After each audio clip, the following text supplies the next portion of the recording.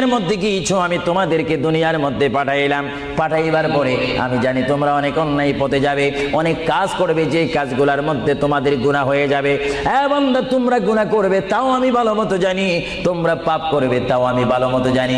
বান্দারে, পাপ করার পরে, গুনাহ করার পরে একাই কি মসজিদের মধ্যে তোমরা কেঁদেছো, রব্বানা যালামনা, বলেন রব্বানা যালামনা আনফুসানা ওয়া ইল্লাম তাগফির লানা ওয়া তুরহামনা লানাকুনান্না মিনাল খাসিরিন বলে বলে মসজিদে কেঁদেছো, আসরের নামাজ পড়ে কেঁদেছো, যোহরের নামাজ পড়ে কেঁদেছো, মাগরিবের পড়ে কেঁদেছো, এশার নামাজ পড়ে কেঁদেছো।